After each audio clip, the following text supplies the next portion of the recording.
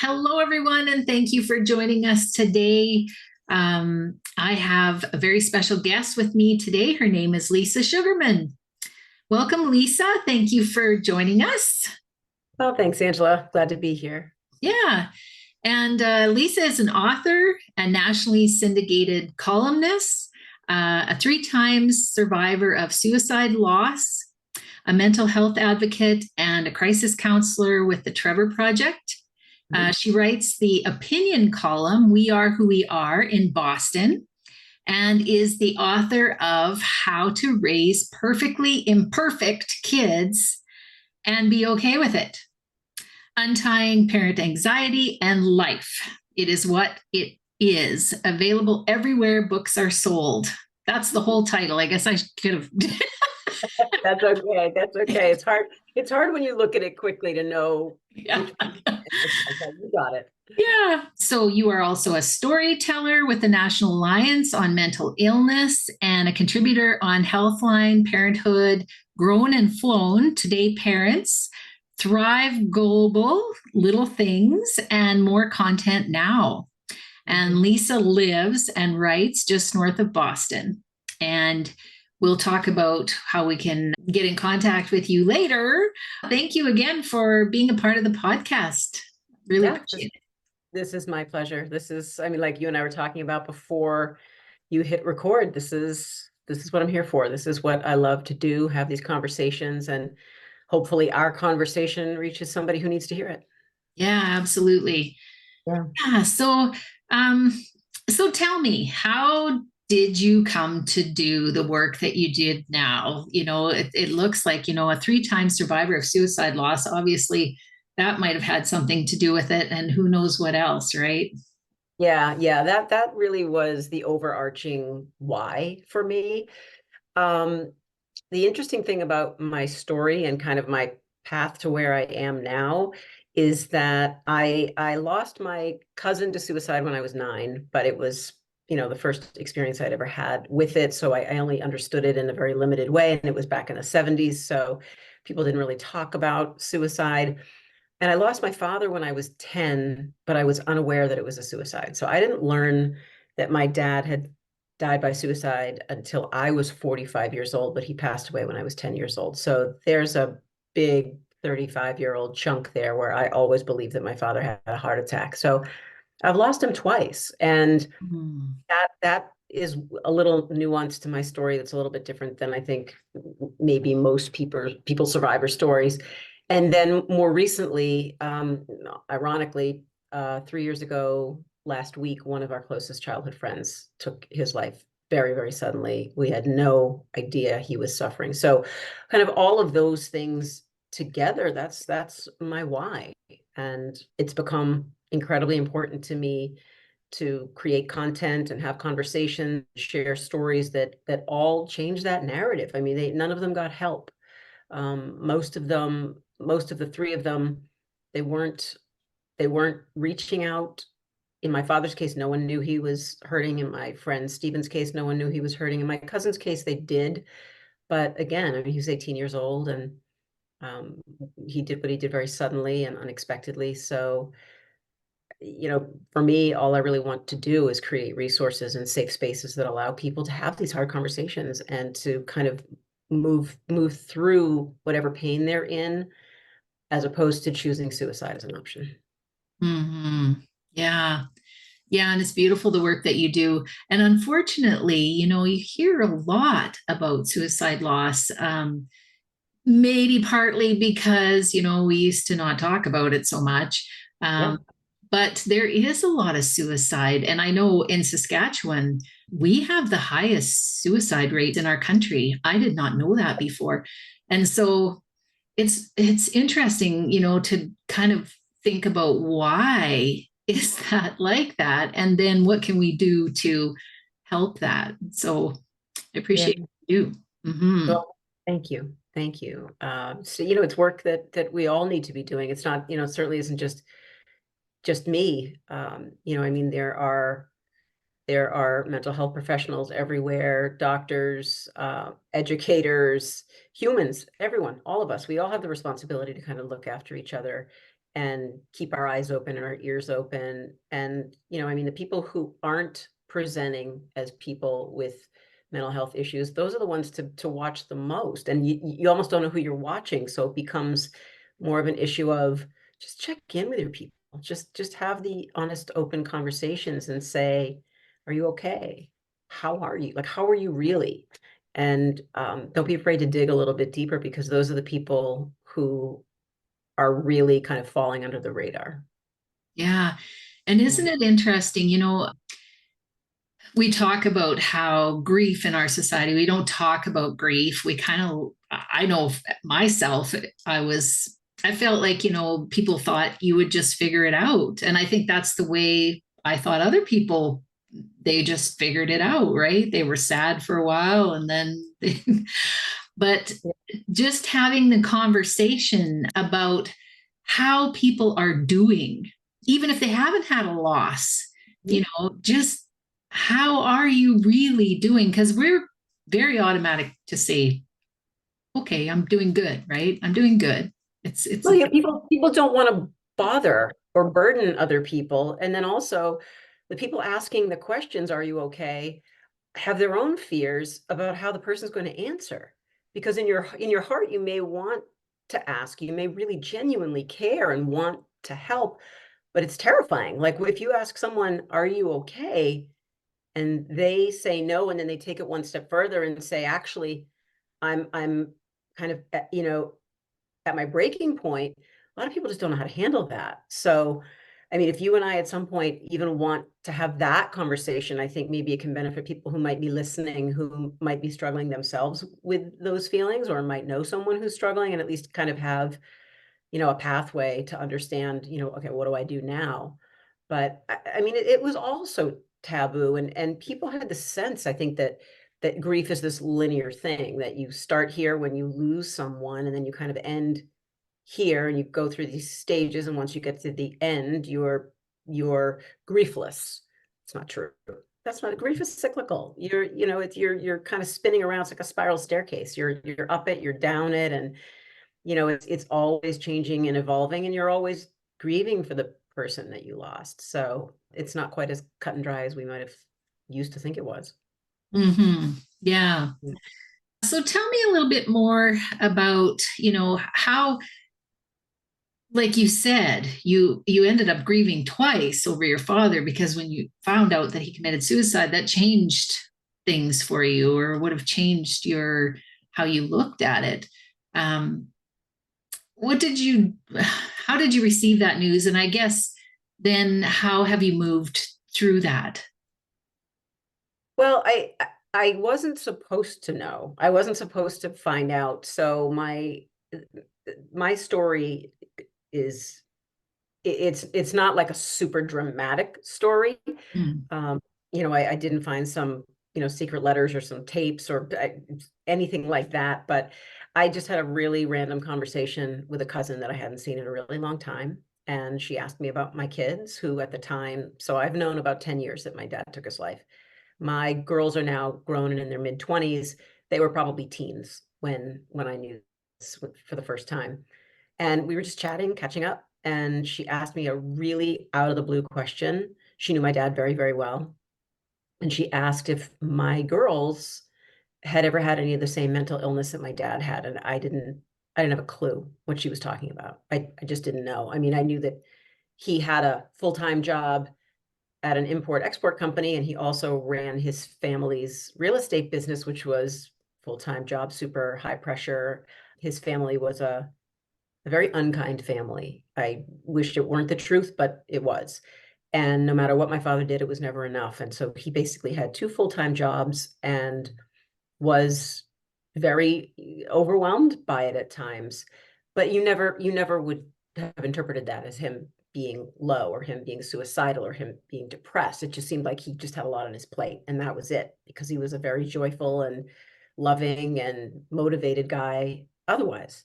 So my cousin asks me this question. I have no clue what she's talking about, and I eventually go back and I ask my mom. But I wasn't thinking, even in that moment with my cousin asking me that, I wasn't thinking, well, wait a minute, dad take his life? Was dad super depressed? Like I didn't, my mind didn't go there. It just kind of got filed away. And the next time I talked to my mother, we were in a conversation and I asked her, I said, was dad depressed? And I kind of really didn't even prepare to ask her. I wasn't even thinking of it ahead of time. It just came out. And she didn't hesitate. She said yes. And then before I had any idea I was even thinking the question or was going to ask the question, it just came right out of my mouth. And I asked my mom if my dad had taken his life, and she said, yeah. And explained to me, so I'm an only child, and my dad was my person in the world. And when he died, I was absolutely, it broke me apart, like completely shattered me to pieces. And so in that moment, my mom just couldn't bring herself to all of a sudden put something else on top of his being gone, like a suicide, something so just mind-blowing, like a suicide. So she didn't. And she gave me a different narrative, told me he had had a heart attack. He was a smoker, so I didn't think twice about it. I was 10 years old. How would I question it? That was it. And that was how it all came out. So it was not, like I said, like the super dramatic event. It just was a conversation. It came out, and it just started years and years worth of just kind of like all of a sudden you're just reprocessing everything. You go through everything. You're back, or at least I was back at square one, day one, second one of losing my dad all over again, like it had never happened the first time. Mm. And in a way, like my mind just couldn't get there. My mind just, it was so impossible to me that my dad could ever have taken his life that I mean, I just sat with it for a long time, for years, probably a few years. My dad, you know, would never have been the type, as far as types go, that you would think would have done something like that. So just couldn't get in my brain. And my husband knew, my mom knew, and they were the only ones I talked to about it. So I would be kind of one way in my outside life, talking about, just the normal day to day, taking care of my kids and working and friends and all that. And I was just, I was a complete shell for no one knew. I was a complete shell for like 3 years behind closed doors. My kids didn't know. I finally told my daughters when I felt like they were old enough, because you need to know, like, we have genetics that, we have an inherited trauma, we have inherited characteristics and behaviors that are a result of DNA. And if someday down the line, either one of my daughters developed any kind of mental illness or any challenges that way, they needed to know what was in their background. And ironically, they did. Both of my daughters have had anxiety. My older daughter had been in therapy and it was incredibly helpful to her, saved her from just a lot of unnecessary just struggle in her life, because she learned how to cope, and she learned skills and got on medication, and it changed everything for her. So yeah, that was just kind of all the backstory. And then once I started talking about it, I just couldn't stop, because I saw the impact that it had on people. And that answers your second question, which was, well, you found out, what'd you do with it? How did you get to where you are now? Like I put content out in the world. I write books, I write columns, I write articles all over the place. I speak a lot, and I just kind of shifted gears, like completely. It was like one day I was in the parenting world talking about raising kids, and the next minute I was talking about mental health and advocacy and trying to become a crisis counselor and a speaker, and just share the story, because it's so important. I know how important it's been for me to share my story, to hear other people's reactions to it, or to hear other people's experiences, because we learn from that. We learn from that, and we find our own voice through that. So that's what I started doing. And I found I couldn't stop. And one thing kind of led to another, to another, to another. And now I'm just fully immersed in this place of wanting to create a zero suicide world. And here I am. Wow, that's amazing. Mm. Yeah. And isn't it interesting how we can go through such hard things, difficult challenges, and somehow we seem to find a way to make some good out of it, to honor them, I guess, or to, you know, express ourselves in a way that it helps to release some of that. Um, Mm. it's just it's amazing. And so I appreciate that you share your story. I think that it's really important for you to do that. Well, you know what? It's just as important to me personally. It's cathartic. It's healing for me just to be able to put it out there kind of unapologetically and let people know that someone who had mental illness is not a broken person. They're a person who had you would never say that about someone who had cancer, right? You'd never say that about someone, who had a heart attack. And yet we've been conditioned to believe that mental illness is a completely different kind of taboo and dirty or um, just unfavorable type of illness, but it's no different. It's no different. Mm-hmm. Yeah. It's almost scary thinking about the fact that there are people walking around out there who are really in a world of hurt and aren't able to come through it and are thinking about suicide. And hopefully, now that we're talking about it more, this reaches more people. What would you say to someone in that space? I think the first thing I would always say is how you're feeling right now, whatever the circumstance, whether it's job related or just straight up mental health related, that they're maybe depressed, generally depressed, or um, having issues with a relationship or financial issues, whatever it is, it's not always going to be what it is now.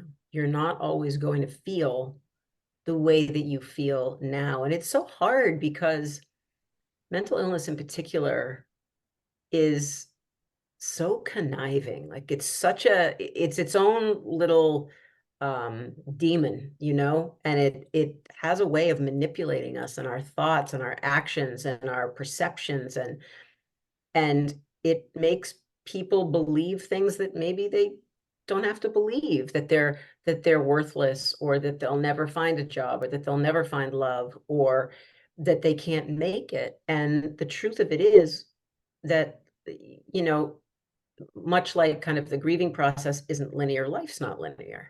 It's not a straight line. We're up, we're down, and that's the nature of it. And we just have to be a little bit nimble, and we have to trust that there is another side to how we feel. So that's the first thing right from the jump, what I would say.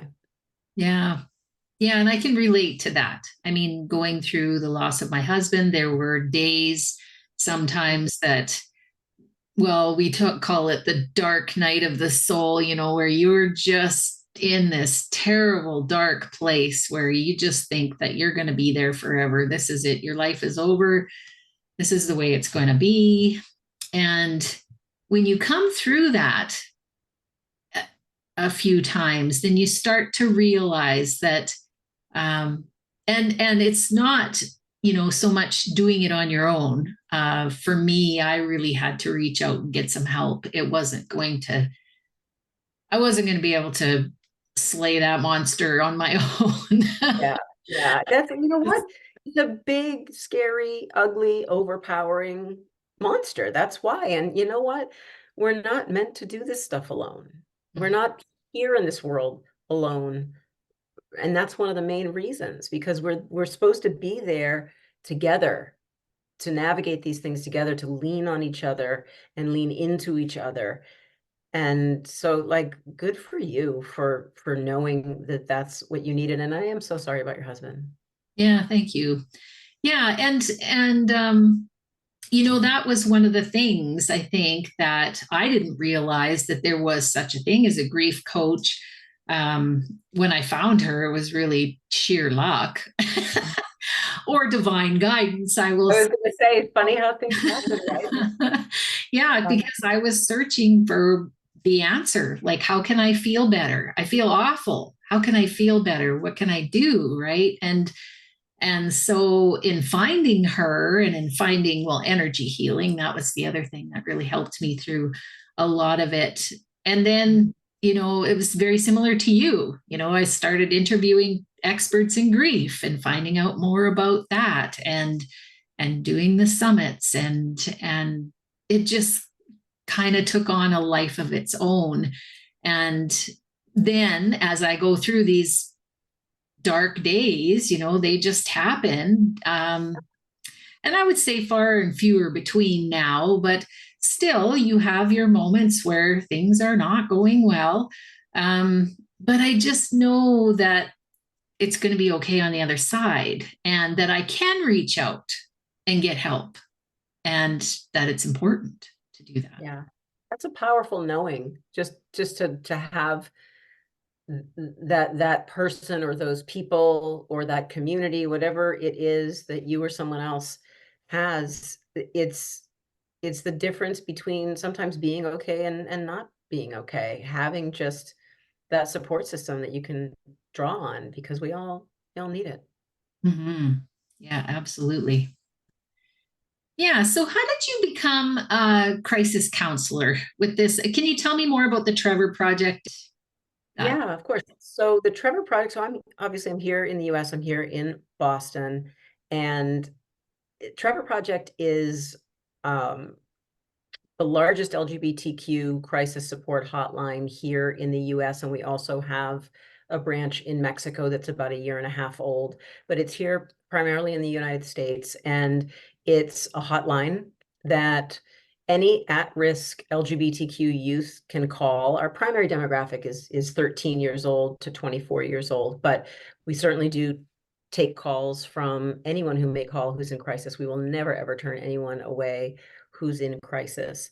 And for me, the Trevor Project came into my life at a very serendipitous moment. And it was just such an intersection of everything that is so important to me. I mean, they're a crisis support suicide hotline, and they're also an LGBTQ focused organization dedicated to helping LGBTQ youth. And I have a daughter who's bisexual. I'm part of the queer community. So it was like a whole intersection of the things that were most important to me. So I reached out to Trevor a couple of years ago and got involved in their training program to be a counselor. So there's a lifeline platform where you just pick up a phone and you call, like, a traditional telephone number, and you get someone who's trained on the other end. And then they also have a texting platform, because a lot of people aren't comfortable talking on the phone to a live person. It's just easier to have a little bit of a buffer in between, and they prefer to text. So we have one and the other. And it really became important to me to want to have conversations with people who were struggling. And it certainly is not just relegated to people who are harming themselves or thinking of taking their lives or are at imminent risk of suicide. It's people who are dealing with everything, like coming out, dealing with homelessness, joblessness, relationship issues, you name it. Anything that is causing you emotional pain or stress, that's a reason to call a lifeline, a helpline. So we get all sorts of calls. So I trained for several months. It's a very, very involved, very well organized, asynchronous from home training. Everything is online. And I ended up on the lifelines. It's going to be almost 2 years, which I can't even believe that it's been 2 years. So I'm on the lifelines multiple times a week and taking calls from people who are in crisis. Wow, that's amazing. Mm. Yeah. It's a special organization doing some incredible work.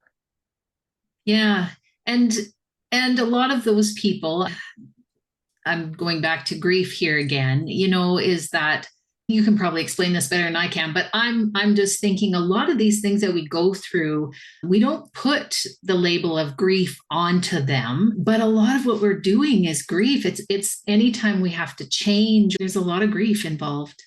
There is, and there isn't anybody, and I'm glad you brought this up, because it's so important to say that the people we see out in the world, the people we interact with, even the people we know well, everybody in some way, shape, or form has had to deal with some kind of grief. And it doesn't, like you said, it doesn't refer to just a loss of life. It could be, a loss of human life. It could be a loss of an animal, which I know I've gone through, unfortunately, a couple of times in my life, and it's absolutely devastating because they're a part of your family, and that is real gut-wrenching grief. There's the loss, if you're a parent, there's the loss of, your children being young and being the mom of little kids or a parent of little kids, and all of a sudden they're off and that life has just changed. Or it's the loss of a job or a friendship or a relationship. There are just so many ways that we grieve, or like you said, loss of self. Maybe you had this intention to be something specific or do something specific and it didn't work out, and that's a loss. And we grieve those things, and those grieving patterns are all so similar. So there's an awful lot of overlap between like that sadness and depression and bargaining and all of those little attributes. They all carry over to each other. So there isn't anybody that you're going to meet anywhere in the world who hasn't had some kind of loss that they mourn. And a person doesn't realize that we're grieving. I know when my husband was sick, he was going through chemotherapy and he just wasn't himself. And I never realized it then that I was grieving, the life that we had. I was grieving the husband that I knew. He wasn't even gone yet. And I was grieving. Yeah. Yeah. So, That's so hard. Yeah. And I didn't realize it until much, much later that that was grief. I know people that I've worked with that have not realized that they were grieving over something that's happened in the past. They just stuffed it down and felt like they were done. Or they didn't realize that it was making that kind of an impact on their body or their emotional health. Or it's fascinating that grief can affect us in so many ways, and yet we don't even realize that that's what it is. Right, because we're so used to kind of, tamping it down or compartmentalizing it. And it becomes hard to pinpoint it and really understand where it's coming from. I mean, a lot of people have a lot of unresolved trauma out there. A lot of people.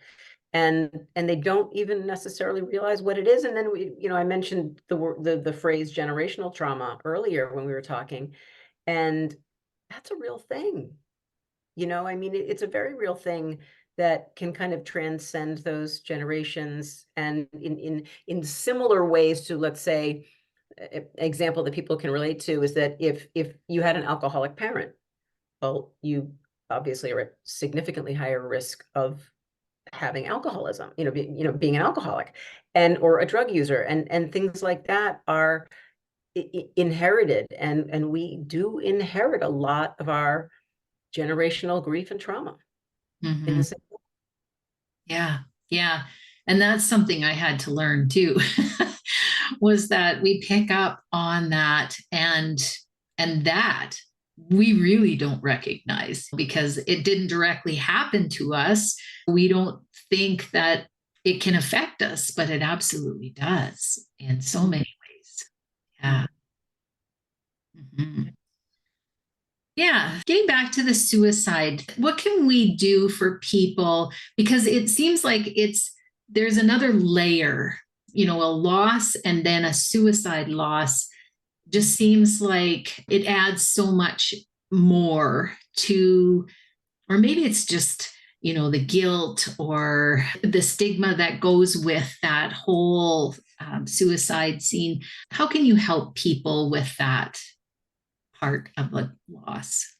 Well, I mean, loss is loss, and any kind of loss is traumatic, and it affects us deeply, and in so many similar ways, and in so many different ways, depending on who we are and what's happened. But suicide is a very nuanced kind of loss for exactly the reasons that you just said. They, in some cases, it can be a very, very shocking situation where you never saw any of it coming, and it's very traumatic. It depends on the circumstances, what happened, how someone took their lives. As we all know, there are unfortunately so many different ways to do that, and some are far more upsetting than others. Clearly, they're all upsetting, but some are much more difficult than others to deal with. In some cases, people may know the answer. People may have written a note. People may have disclosed why they're making the decision or they made the decision. But in a lot of, just as many other cases, people don't know the full story. I don't know the full story. I mean, my father did leave a note, and it was a very, very, very short note.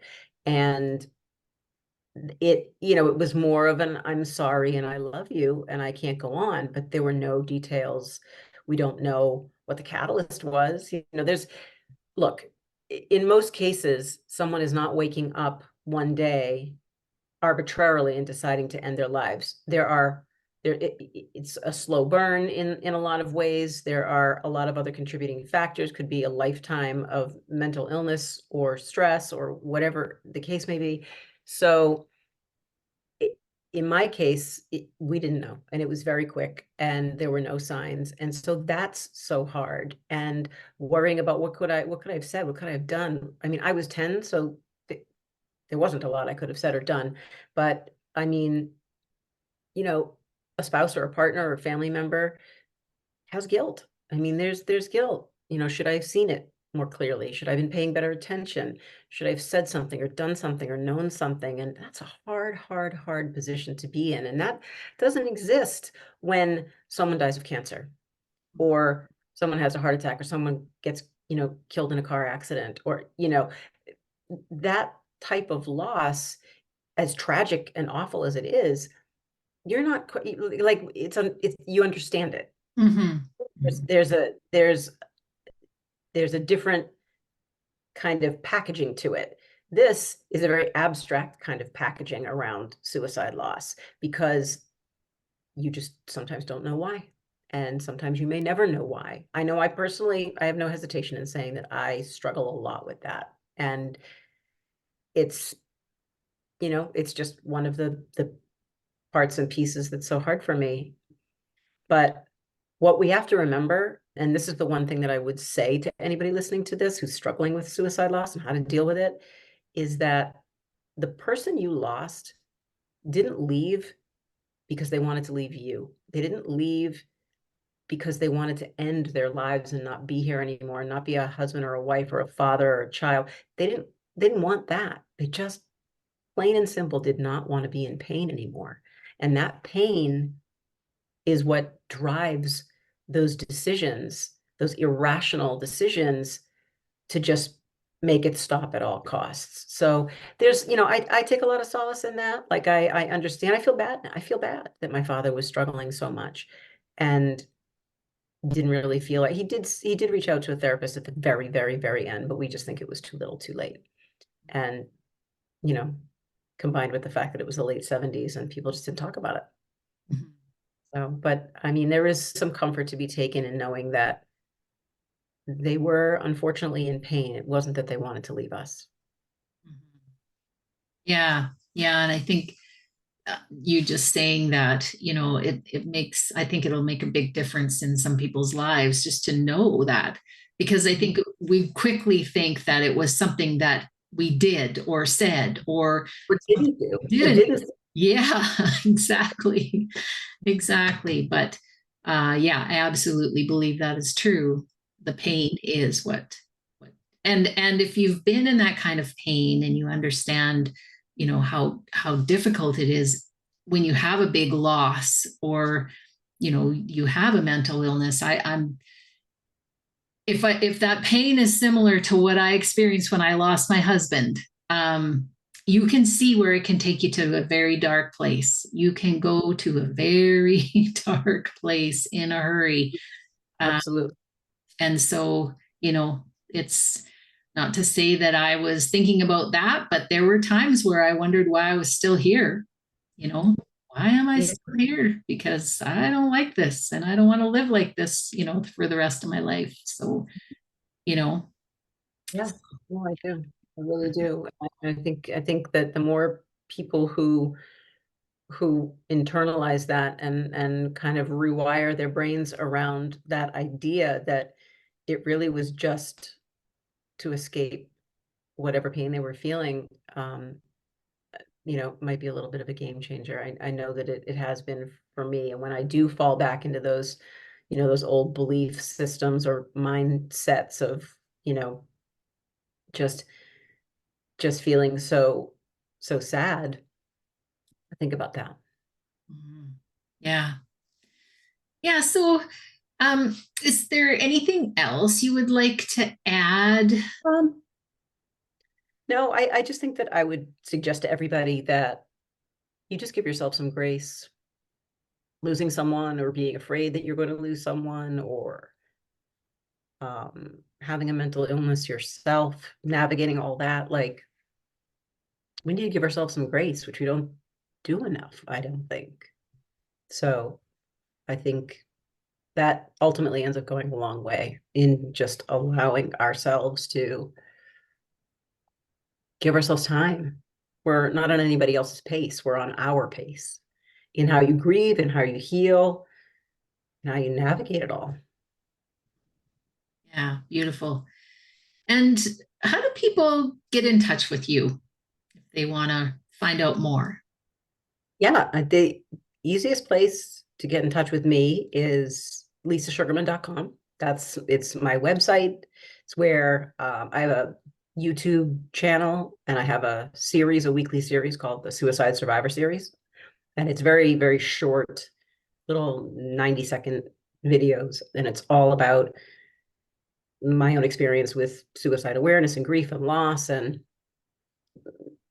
navigating kind of all of those things in the real world and things that I've learned and used over the years that have kind of helped me through tough moments. And all the old columns that I've written, my new columns that I've written, any articles I've written, all my books, everything is there. You can find everything, all my socials, Instagram, TikTok, Facebook, all are there. And one of the most important things, two of the most important things are actually a kind of a constant work in progress. I really wanted to create something like a mental health resources hub. You know how most mental health organizations will have a resources tab, and they may have, a handful of different organizations, some of the bigger overarching organizations who provide different types of help and resources. I wanted to kind of go a step further and make it a lot more inclusive and a lot more diverse. And so I really have done a lot of work over probably about the last 9 months, really curating a huge, very, very inclusive, I guess I call it a hub. So that's what we'll call it.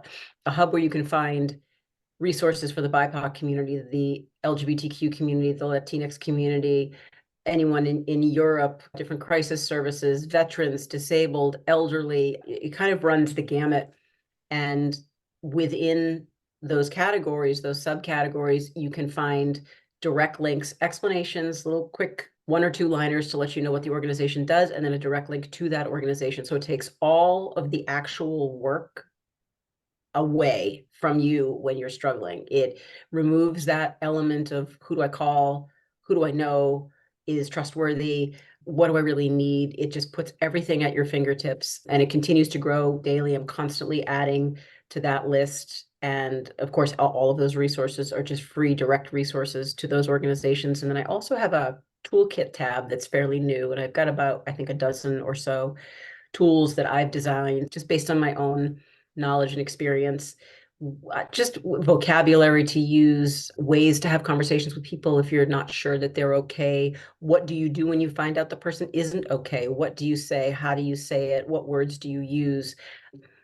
Ways to navigate things like grief attacks and loss and different types of mindfulness exercises. So though between the toolkit section and the mental health resources hub, there's an awful lot on the website. So hopefully people who are listening now can go over, take a peek, and bookmark it. Just bookmark it, share it. Everything on there is free and downloadable. And I just want people to have the resources they need.